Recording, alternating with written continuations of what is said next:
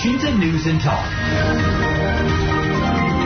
Masa buruh dari berbagai daerah akan menggelar aksi serentak pada 28 Agustus mendatang, termasuk di depan gedung DPR RI dan Istana Kepresidenan Jakarta. Aksi bertajuk Kostum atau Hapus Outsourcing Tolak Upah Murah diperkirakan diikuti puluhan ribu buruh dari 38 provinsi. Mereka membawa 6 tuntutan utama, mulai dari penghapusan sistem outsourcing, penolakan upah murah, penghentian PHK, reformasi pajak, perburuhan, pengesahan rancangan undang-undang ketenagakerjaan tanpa Omnibus Law, hingga revisi undang-undang pemilu 2029. Bagaimana sebenarnya kondisi buruh di sektor industri saat ini, terutama terkait upah dan kesejahteraan, sehingga perlu dilakukannya aksi ini? Kita akan jumpai Sekretaris DPP Federasi Serikat Pekerja Metal Indonesia atau FSPMI, Sabila Rosyad SH. El Shinta News and Talk. Pak Sabila Rosyad, benar ya bahwa buruh akan melakukan aksi di tanggal 28 Agustus mendatang ya? Ya, benar. Ini apa sebenarnya yang menjadi pertimbangan? Tadi seperti saya sampaikan, tapi barangkali ada penjelasan yang lebih rinci yang disampaikan oleh dari Pak Sabila Rosyad sendiri berkaitan dengan urgensi aksi ini. Ya, yang pertama sesuai dengan tuntutan asli isu yang kami sampaikan, ya. Yang pertama adalah outsourcing ini sudah tidak bisa dibendung. Outsourcing ini kan merupakan perbudakan modern, dan ini merebak di mana-mana. Yang kedua adalah tentang kita menolak upah murah, ya, di mana di zaman pemerintahan sebelumnya, di zaman Pak Jokowi 10 tahun memimpin, itu kita 3 tahun tidak naik upah, dan 7 tahun itu naiknya 1 sampai 1,5%. Jadi selama 10 tahun kemarin upah buruh itu kenaikannya sangat rendah, sehingga di kepemimpinan Pak Prabowo ini kita berharap upah ini bisa terperbaiki. Contoh 1 tahun ini upah 2025 alhamdulillah kita naik 6,5%, dan lahir kembali upah sektoral. Jadi kita dalam aksi besok itu hapus outsourcing, hapus tolak upah murah dengan memberlakukan upah sektoral, dan juga tuntutan upah minimum di tahun 2026 ke depan 8,5% sampai 10,5%. Yang kedua adalah PHK ini juga sudah merebak kemana-mana. Dampak daripada ekonomi global, adanya tarif daripada Trump, ini PHK merebak di mana-mana. Putusan Presiden dalam May Day menyampaikan akan membentuk Satgas PHK. Namun sampai saat ini itu tidak ada juntrungnya. Bagaimana strukturnya, bagaimana tugasnya, siapa orang-orangnya, dan lain sebagainya. Maka kita menuntut bagaimana Satgas PHK itu segera dibentuk. Dan yang ketiga adalah tentang pajak. Ini pajak ternyata tidak hanya rakyat, buruh juga sangat mengalami bagaimana tekanan pajak ini sangat berat sekali.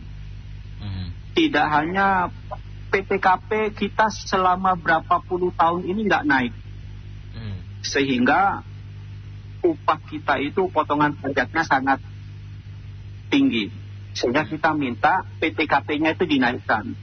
Yang kedua itu pajak tentang JHT, pajak tentang pesangon, pajak tentang THR, semua pendapatan yang berupa uang didapatkan oleh buruh itu semuanya dipajak, dan pajaknya sangat besar, sangat memberatkan bagi kita, ya.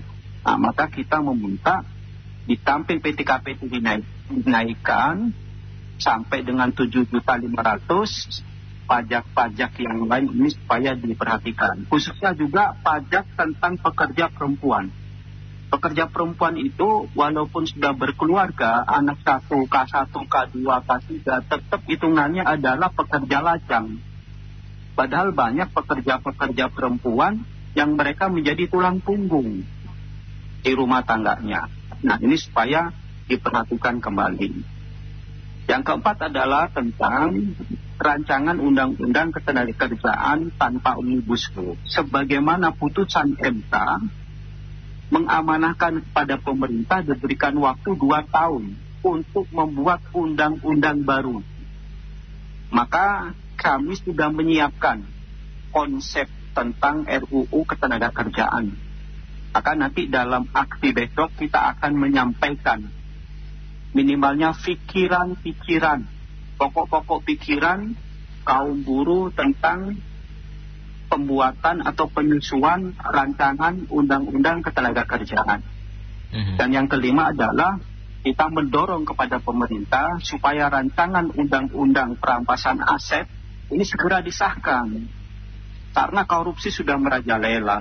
Bahkan kita sama-sama melihat, mendengarkan kemarin sudah masuk kepada Kementerian Ketenagakerjaan. Ini kan menurunnya kepercayaan kaum buruh kepada Kementerian Tenaga Dan yang terakhir kita meminta supaya adalah rancangan undang-undang pemerintah ini supaya diredesain kembali ya sistem pemilu 2029. Begitu. Banyak sekali ya. Ini semuanya sebenarnya punya akar masalah yang sama, termasuk pemilu 2009 yang masih ada hubungan berkaitan dengan kesejahteraan buruh juga dan juga kondisi perekonomian kita, begitu ya?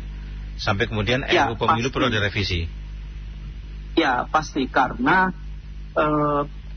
kekuasaan atau seluruh putusan di negara Indonesia ini itu diputuskan melalui politik. Termasuk upah pun ini adalah diputuskan secara politik. Kenapa saya bilang itu adalah putusan politik? Karena aturan pengupahan itu diatur oleh undang-undang.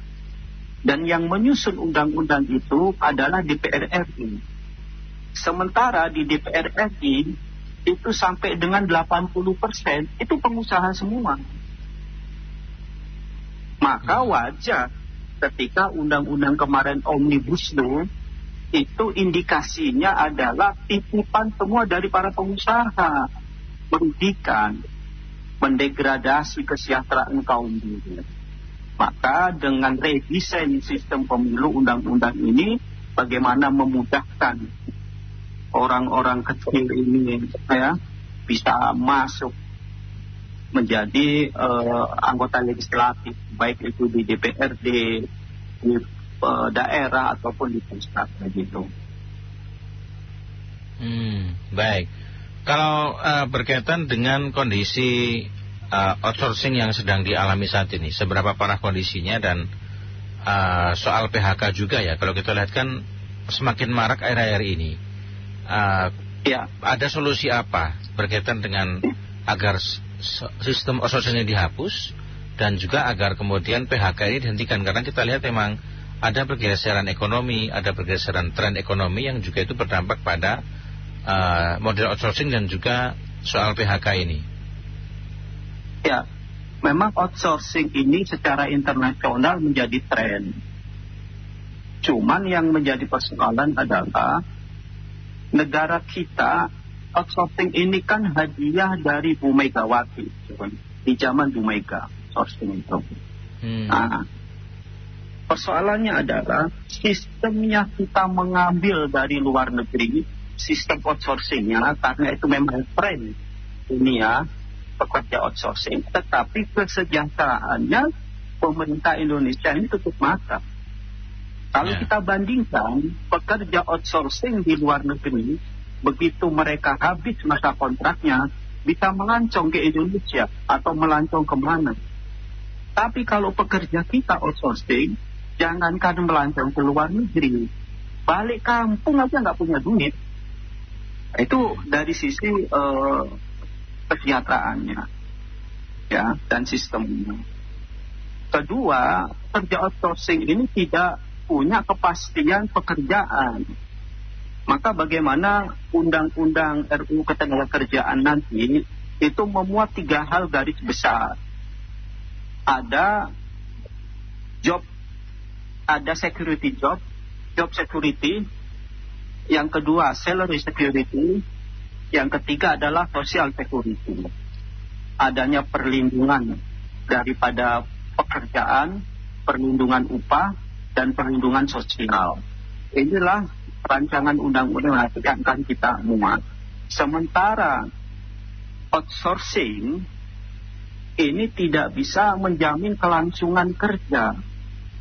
Sehingga para pekerja ini, jangankan mereka berangan-angan punya rumah, untuk menikah saja mereka berpikir. Takut-takut nanti sebelum nikah sudah dijadwalkan, sudah diputus. Karena perlindungan terhadap kelangsungan kerjanya ini sangat rentan sekali pekerja outsourcing ini. Tadi tentang upahnya. Yang kedua tentang keamanan keberlangsungan bekerjanya. Dan juga dari sisi jaminan sosialnya. Kebanyakan pekerja-pekerja outsourcing ini tidak diikut sertakan jaminan sosial, baik itu jaminan sosial kesehatan ataupun jaminan sosial ketenagakerjaan. Karena apa? Alasan bagi pengusaha pastinya adalah untuk menekan daripada pengeluaran. Karena kan banyak iuran tuh, mengiur pengusaha dan pekerja. Yang kedua alasannya adalah karena kontrak mereka hanya paling maksimal 1 tahun. Gitu. Ini alasan-alasan yang diadakan gitu. Ya. Nah, itulah kenapa outsourcing itu kita tolak. Belum lagi mereka dipotong oleh agen. Ada tetangga saya di Bandung, dia satpam satu perusahaan. Dia nerima hanya 1.500.000 dari yayasan outsourcing. Mungkin dari pengusahanya dia bayar UMK sebesar 3.600.000, kalau upah Bandungnya 3,8, tapi diterimanya 1.500.000, bayangin. Ini kan perbudakan modern gitu. Maka kita meminta outsourcing ini dihapus. Kalaupun mau negosiasi, jalan tengahnya adalah yang di outsource itu adalah pekerjaannya, bukan orangnya. Begitu. Ya. Baik, saya bacakan beberapa pesan singkat yang masuk ya. Saya bacakan dulu yang pertama. Pak Nathan menyampaikan, buat perusahaan, buat buruh itu nanti kalau Bapak sebentar saya bacakan ya, saya agak cerna terlebih dahulu. Buat Bapak perusahaan lah, buat Bapak buruh-buruh itu ntar Bapak gaji sesuai dengan keinginan buruh dan keinginan Bapak. Pak, gak ada perusahaan yang tidak mau untung. Kalau mau duit banyak ya tingkatkan skill. Kerjaan cuma gitu-gitu aja minta gaji gede gitu. Ini ada Pak Nathan menyampaikan. Ada lagi yang berpendapat, Pak Toto di Semarang berpendapat, sudah selayaknya gaji buruh dan juga gaji pekerja Indonesia disetarakan dengan gaji yang baik. Apalagi tingkat inflasi tinggi, kebutuhan juga meningkat. Gaji sekarang tidak cukup untuk beli rumah atau beli kendaraan. Gaji hanya bertahan 2 minggu sudah habis. Saya sepakat langkahnya. Ini ada Pak Toto yang menyampaikan pendapat begitu ya. Ada lagi yang berpendapat, Pak Sugeng berpendapat begini, tidak masalah aksi, serukan pendapat yang baik, asal tidak anarkis seperti yang kemarin. Tanggapannya bagaimana? Silakan.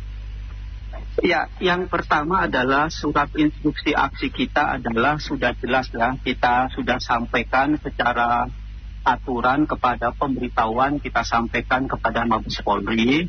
Dan dalam surat instruksi kita itu sudah kita sampaikan kita aksi damai.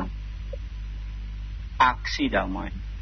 Kalaupun ada akhirnya nanti besok yang bertindak anarkis, kami mendukung aparat untuk mengamankan. Ya, itu yang pertama.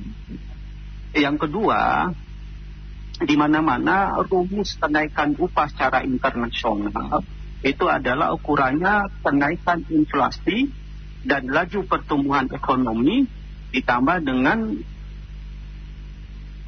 KHL, survei kebutuhan hidup layak. Cuman kan semenjak Pak Jokowi berkuasa, KHL-nya itu dihilangkan. Hanya inflasi dan LPE. Ya, laju pertumbuhan ekonomi ditambah inflasi. Saya kira itu sudah standar rumus internasional. Seharusnya ada survei kebutuhan hidup layak dalam satu wilayah, satu daerah. Itu rumus yang standar. Kami tidak meminta yang bermuluk-muluk, tidak meminta lebih, ya, tetapi sesuai dengan rumus untuk sebatas hidup layak sebagai seorang pekerja. Dan upah kita itu hitungannya adalah upah lajang dan masa kerjanya 0 tahun.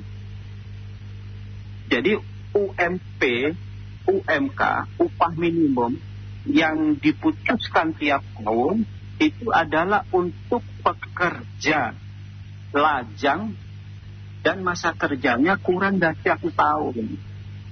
Tidak menuntut lebih dari itu.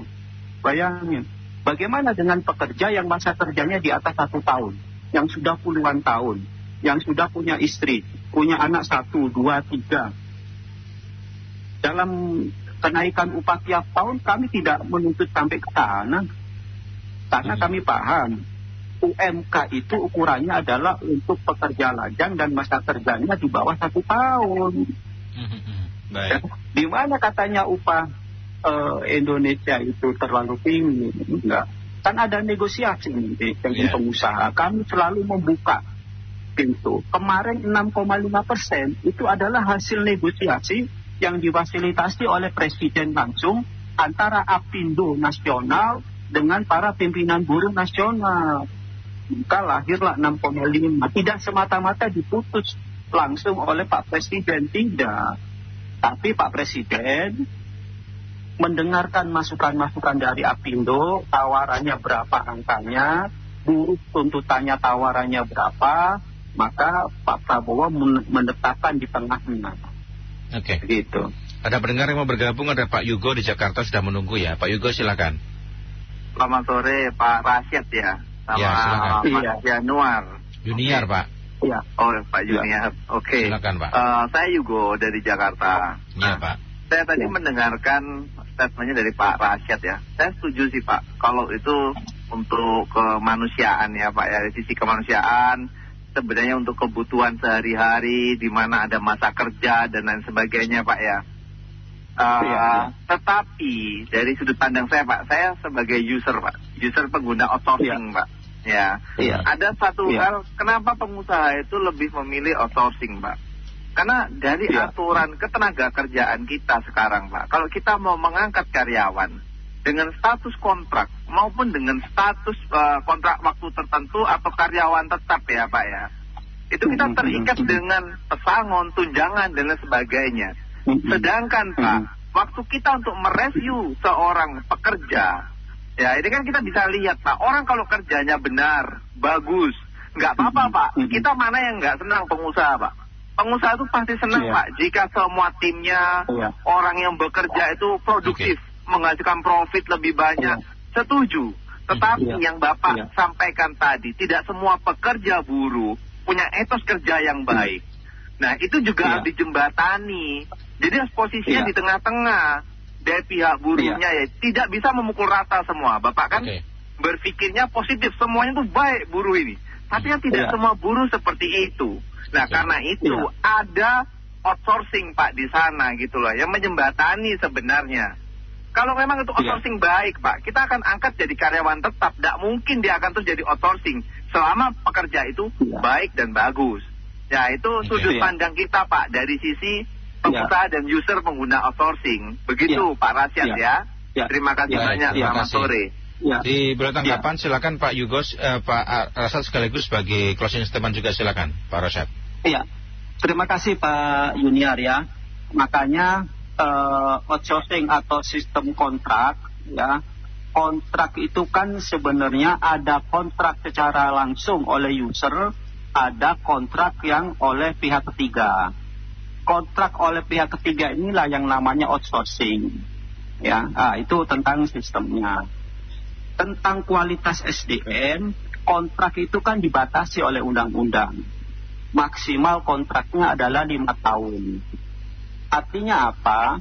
Ada kesempatan diberikan oleh pengusaha, oleh user, untuk mengevaluasi kinerja buruh. Jangankan 5 tahun. Kalau dalam 1 tahun saja kelihatan kinerjanya kurang bagus, ya nggak usah dilanjutin kerjanya, cari pekerja baru. Apalagi misalkan tentang indisipliner dan lain sebagainya, kami sangat mendukung. Pekerja kita itu harus indisipliner, harus disiplin, harus bisa meningkatkan etos kerja dan lain sebagainya. Itu kami sangat mendukung. Makanya kenapa kontrak itu dibatasi. Dan rata-rata saya lihat maksimal pengusaha itu mengontrak itu 1 tahun. 1 tahun habis, bikin perjanjian lagi 1 tahun. Bikin lagi 1 tahun. Ini apa? Dalam rangka untuk mengevaluasi. Kalau dalam 1 tahun masa kontraknya habis ternyata kinerja, tes kerjanya rendah, ya sudah nggak usah dilanjut. Kita dukung, cari pekerja baru, begitu. Ya, oke. Terima kasih Pak Junior. Ya, terima kasih Pak Rashad sudah berbincang bersama El Sinta pada kesempatan siang hari ini. Selamat siang Pak Rashad. Selamat siang.